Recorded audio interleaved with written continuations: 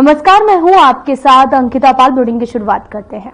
संस्कृत छात्रवृत्ति योजना का शुभारंभ एवं छात्रवृत्ति के सवितरण हेतु वाराणसी में कार्यक्रम का आयोजन किया गया है, जिसमें मुख्यमंत्री योगी आदित्यनाथ शामिल हुए हैं। तो सीधा आपको लिए चलते हैं वाराणसी, जहां पर सीएम योगी आदित्यनाथ वाराणसी दौरे पर हैं। संस्कृत छात्रवृत्ति योजना का यहां पर शुभारंभ किया है और सीएम ने यहां पर कार्यक्रम को संबोधित भी कर रहे हैं। आपको बताते चलें कि सीएम योगी का ये वाराणसी दौरा है और संस्कृत छात्रवृत्ति योजना का शुभारंभ किया है। तो सीधा आपको लिए चलते हैं वाराणसी।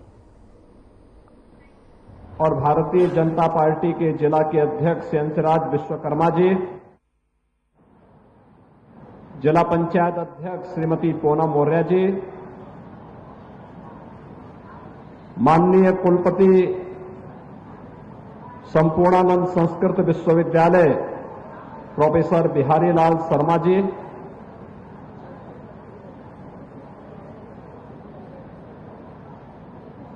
श्री काशी विश्वनाथ मंदिर न्यास परिषद के अध्यक्ष प्रोफेसर नागेंद्र पांडे जी,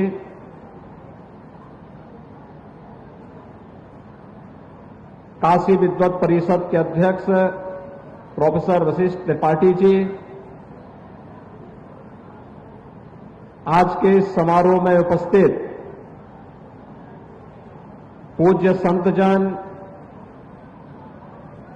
शरणपुणा मठ से पूज्य महंत श्री शंकरपुरी जी महाराज,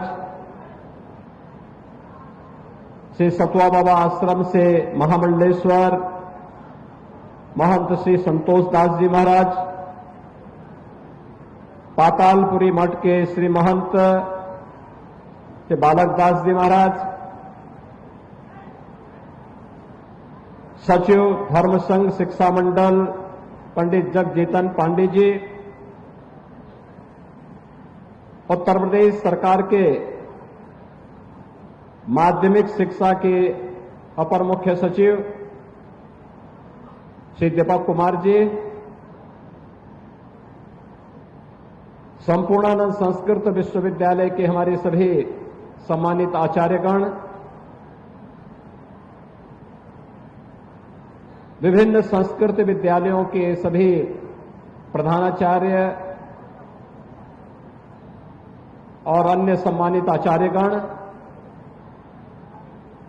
आज के इस गरिमामय समारोह में उपस्थित काशी के सभी हमारे वरिष्ठ नागरिकगण, विभिन्न क्षेत्रों से उपस्थित महानुभाव और मेरे प्यारे छात्र छात्राएं, मैं सबसे पहले तो संपूर्णानंद संस्कृत विश्वविद्यालय के कुलपति जी का हृदय से आभार व्यक्त करता हूं कि उन्होंने दीपावली के ठीक पहले इस समारोह के लिए संस्कृत विश्वविद्यालय को अपना तैयार किया और यहां पर आज ये समारोह हो रहा है।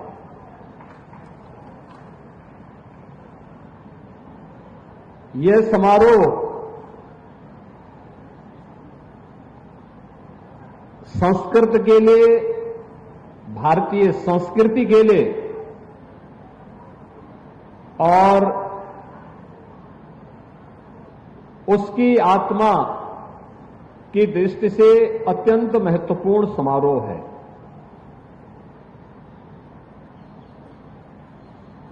इस समारोह की ऊर्जा क्या है, अगर इसका एहसास करना है तो जब मैं इस प्रांगण में प्रवेश किया और मंच पर भी आने के उपरांत भी आप सबने एहसास किया होगा कि स्वस्ति वाचन और मंगलाचरण, वैदिक मंगलाचरण के कार्यक्रम जब यहां पर संपन्न हो रहे थे, जो सामूहिकता की अनुगूंज हो रही थी, वह केवल एक स्वर नहीं था, बल्कि भारत की सनातन धर्म की एक ऊर्जा का एक स्वर आध्यात्मिक ऊर्जा से उत्प्रोत होकर के भी ऊंचायमान हो रहा था। संस्कृत को अगर समझना है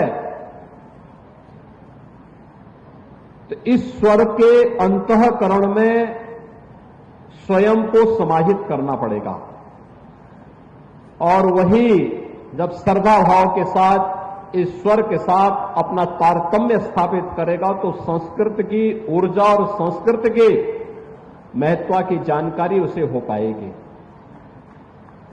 और इसी ऊर्जा से संपूर्ण उत्तर प्रदेश ओतप्रोत हो,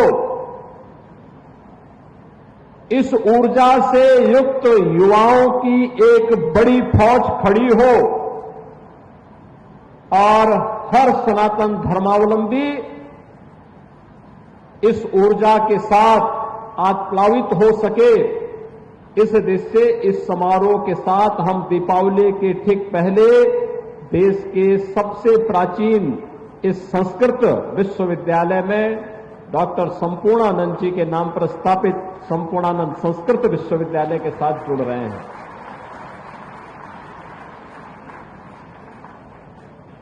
मुझे आश्चर्य होता है, गरीब छात्रों के लिए छात्रवृत्ति होनी चाहिए, मिलनी चाहिए, वंचित छात्रों को ये छात्रवृत्ति मिलनी चाहिए, ये अभिनंदनीय प्रयास हुआ, लेकिन संस्कृत को क्यों उससे उपेक्षित किया गया ये मैं नहीं समझ पाया। अभी तक संस्कृत के केवल 300 बच्चों के लिए स्कॉलरशिप की व्यवस्था थी और उसके लिए भी छात्रों को पता नहीं था, कोई आवेदन नहीं कर पाता था। कुल 300, 25 करोड़ की आबादी है। मैं आश्चर्यचकित करता था, संपूर्णानंद संस्कृत विश्वविद्यालय से जब प्रथमा, पूर्व मध्यमा, उत्तर मध्यमा की भी मान्यता प्राप्त होती थी, तब नेपाल और देश के अलग अलग जगहों के छात्र काशी में भी, गोरखपुर में भी अध्ययन करने के लिए आते थे। सन 2001 में उत्तर प्रदेश संस्कृत परिषद बनी और परिषद को मान्यता नहीं मिली, लेकिन छात्रों का प्रवेश होता रहा। कभी प्रयास नहीं हो पाया कि इस संस्कृत परिषद को हम मान्यता दिला पाए। मैंने जब एक बार छात्रों की संख्या के बारे में पूछा कि वे संस्कृत से छात्र क्यों भाग रहे हैं,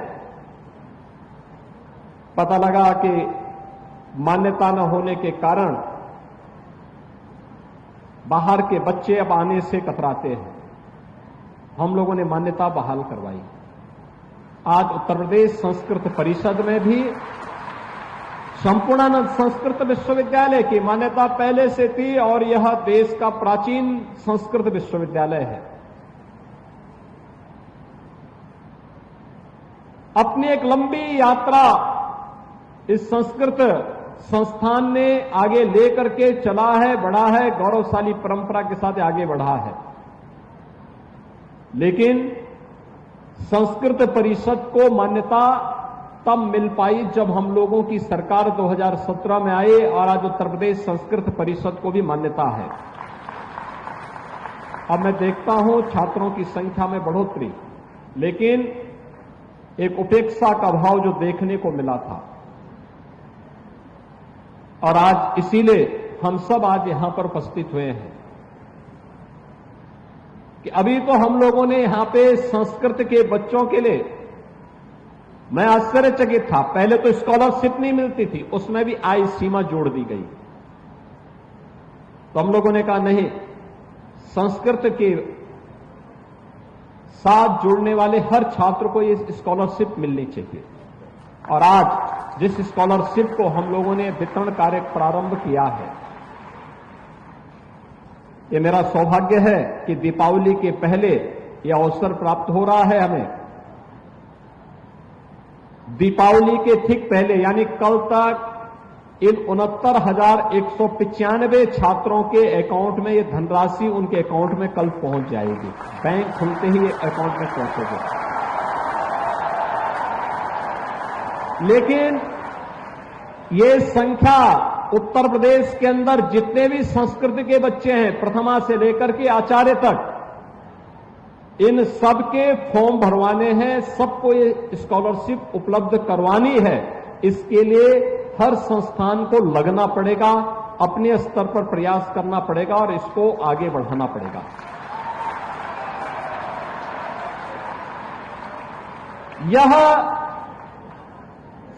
ये भारतीय जनता पार्टी नेतृत्व की, प्रधानमंत्री मोदी जी के मार्गदर्शन और नेतृत्व में चलने वाली डबल इंजन सरकार की भारतीय संस्कृति के प्रति, आपके योगदान के प्रति कृतज्ञता ज्ञापित करने का एक अवसर है और उस अवसर पर इस छात्रवृत्ति को आपको समर्पित करते हुए मुझे अत्यंत प्रसन्नता की अनुभूति हो रही है। क्योंकि विपरीत परिस्थितियों में संस्कृत को बचाए रखने, उसके संरक्षण के लिए, उसके संवर्धन के लिए जो प्रयास आप सबके स्तर पर हुआ है, जब आज की चकाचौंध भरी दुनिया में हर व्यक्ति भौतिकता के पीछे भाग रहा है, तब भी उत्तर प्रदेश के अंदर लगभग 1.5 लाख बच्चे ऐसे हैं जो संस्कृत के साथ अपना जीवन समर्पित करते हुए भारतीय संस्कृति के लिए अपना जीवन समर्पित भाव के साथ आगे बढ़ा रहे हैं। स्वाभाविक रूप से उसका संरक्षण करना ये शासन का दायित्व होना चाहिए, समाज का दायित्व होना चाहिए और सरकार अपने उसी उत्तरदायित्व का निर्वहन करने के लिए आज आपके पास आई है, आपके द्वार पर आई है। इन सभी छात्रों के लिए अभी तो हम लोगों ने घोषणा की है और हम लोगों ने आगे से व्यवस्था करने के लिए हम व्यवस्था करने जा रहे हैं कि अब संस्कृत विद्यालयों में हम ऐड उन्हीं संस्थानों को देंगे जो अपने यहां छात्रावास की व्यवस्था निःशुल्क छात्रों के लिए करेंगे और खाने पीने की व्यवस्था करेंगे।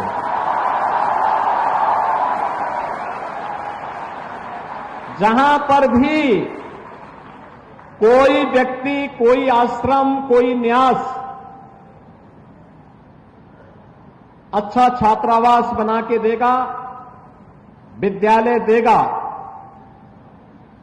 बच्चों के रहने खाने की निःशुल्क व्यवस्था करेगा, वहां हम अनुदान दे करके उस संस्थान को हम संस्कृत की मान्यता के लिए अच्छे आचार्यों की नियुक्ति करने के लिए एक स्वतंत्रता भी देंगे।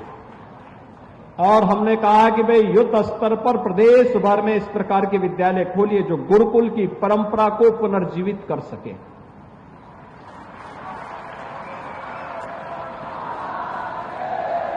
क्योंकि ये परंपरा ही हमारी वास्तविक ताकत है। इस परंपरा ने ही भारत को विश्व गुरु के रूप में स्थापित किया। इस परंपरा के कारण ही विपरीत परिस्थितियों में भी भारतीय संस्कृति, हमारी सनातन संस्कृति तमाम झंझावतों का मुकाबला करते हुए भी आज जीवित बनी हुई है, सुरक्षित है और दुनिया का मार्गदर्शन करने के लिए आज प्रधानमंत्री मोदी जी के नेतृत्व में उठ खड़ी हुई है।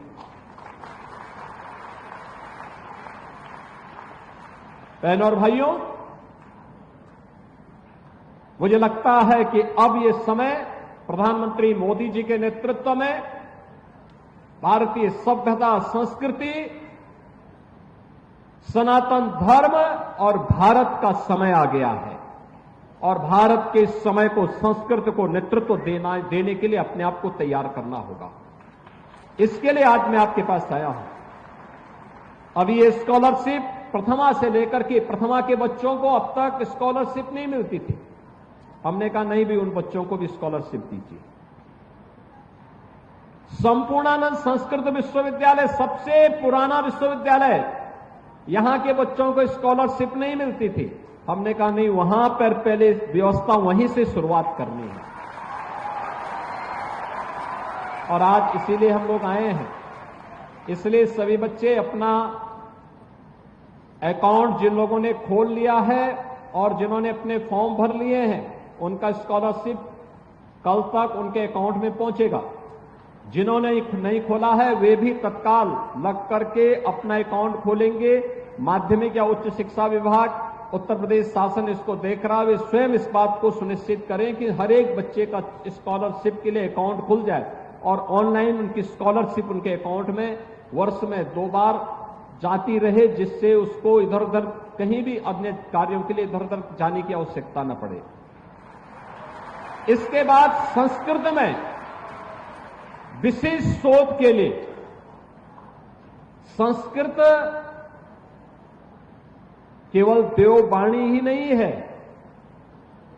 बल्कि यानी केवल यह इस लोक और परलोक में ही संवाद का माध्यम नहीं है, देवगणों से ही संवाद का माध्यम नहीं, बल्कि ये भौतिक जगत की तमाम समस्याओं का वैज्ञानिक रीति से सुलझाने का एक माध्यम भी बने, इस पर शोध करने के एक विशिष्ट कार्यक्रम को आगे बढ़ाने की आवश्यकता है।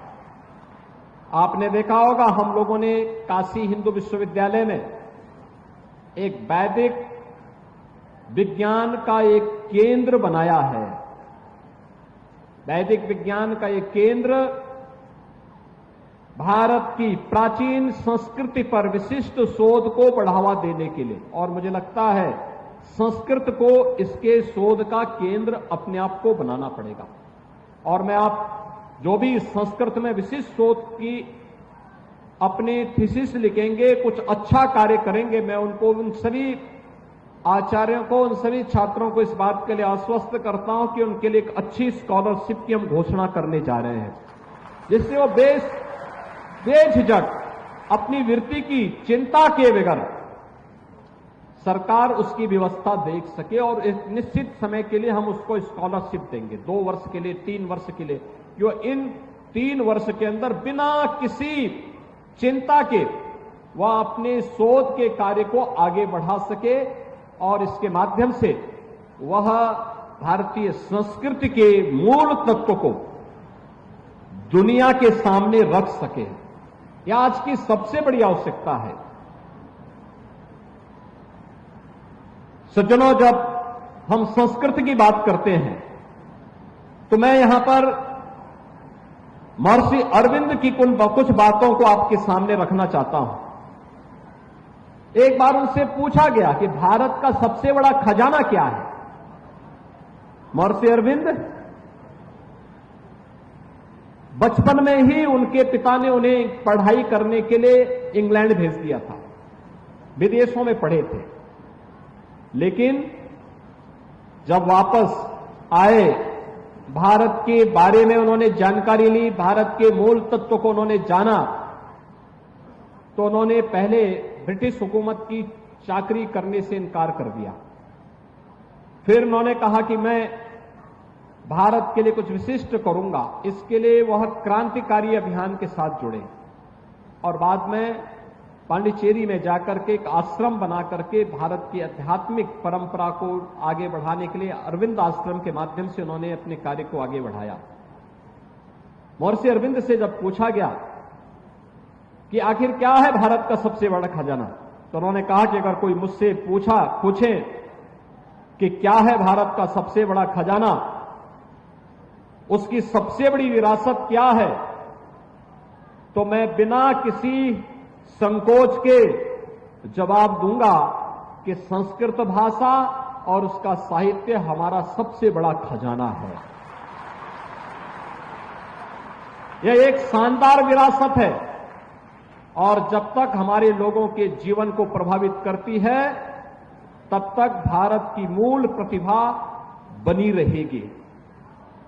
यह यानी एक वह ऋषि जिन्होंने भारत की स्वतंत्रता का उद्घोष पहले ही कर दिया था, 1947 के पहले ही जिन्होंने कह दिया था कि जिस दिन मेरा जन्मदिन होगा, आगामी कुछ वर्षों में उस तिथि को यह भारत आजाद भी होने वाला है। ऐसे महर्षि अरविंद संस्कृत के बारे में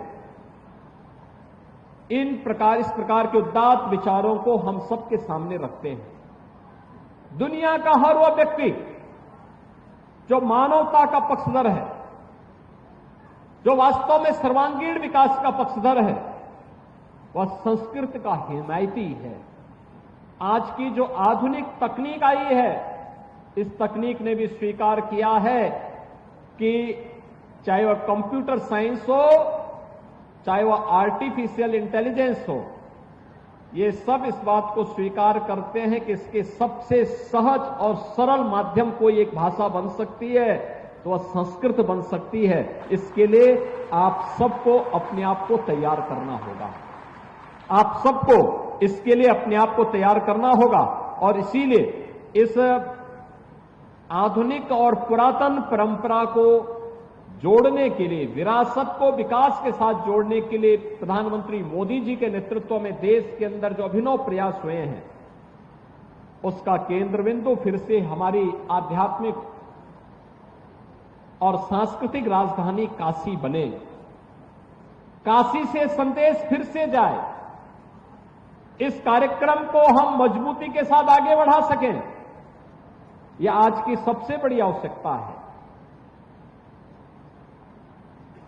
जितने प्राचीन परंपरा उतने ज्यादा पर्व और त्योहार। आखिर पर्व और त्योहार तो उन्हीं के पास होंगे जिनकी विरासत जितनी प्राचीन होगी। अभी धनतेरस से लेकर धन्वंतरी जयंती से लेकर के और आगे छठ तक पूरा समारोह पे समारोह होते हुए दिखाई देंगे सर्वत्र। तो वहीं पुलिस कमिश्नर गौतम बुद्ध नगर के निर्देशन में और डीसीपी महिला सुरक्षा के पर्यवेक्षण और एसीपी महिला सुरक्षा के नेतृत्व में मिशन शक्ति अभियान 5.0 के अंतर्गत आपको बताते चले कि कमिश्नरेट के कई थानों में महिला बीट अधिकारियों की तरफ से कई शैक्षणिक संस्थाओं में जाकर छात्र छात्राओं और स्थानीय महिलाओं को महिला सशक्तिकरण, उनकी सुरक्षा और अधिकारों के प्रति जागरूक किया गया। महिला सुरक्षा, सम्मान और स्वावलंबन के लिए भी मिशन शक्ति फेज 5 अभियान जो है वो चलाया जा रहा है और इसी अभियान के अंतर्गत 26 अक्टूबर को आपको बताते चले कि थाना क्षेत्रों के अलग अलग स्कूलों, कॉलेज, गांव, सोसाइटी, लेबर कॉलोनी और बाजारों में जाकर महिलाओं और बच्चों को एकत्र करते हुए उनसे वार्तालाप की गई है और सभी को महिला सशक्तिकरण अभियान की जानकारी दी गई है।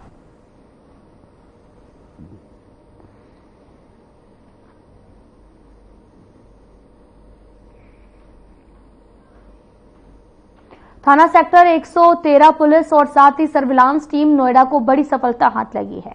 पुलिस ने महिला अभियुक्त सहित 4 अभियुक्तों को गिरफ्तार किया है और ये लोग चेन स्नैचिंग की वारदात को अंजाम देते थे। आरोपियों के कब्जे से 6 चेन, 4 छीनी हुई चेन के टुकड़े और 1 जोड़ी कानों के कुंडल, पीली धातु के और साथ ही 2 अवैध तमंचे और घटना में प्रयुक्त एक मोटरसाइकिल बरामद की गई है।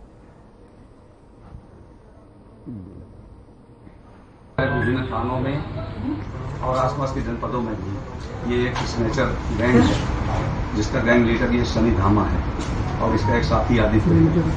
ये चेयर छीनते थे और काफी दिनों के प्रयास से पुलिस के द्वारा ये पकड़े गए। अब इनसे 6 चेनें फुल बरामद हुई हैं, 4 टूटी हुई चेनें हैं, 1 कान के सेट है जो बरामद हुआ है और इसमें इसकी मदर जो इसको डिस्पोज करने का काम करती थी, जिस सुनार के साथ इनका चलता था पूरा कारोबार, उसको भी गिरफ्तार किया गया है।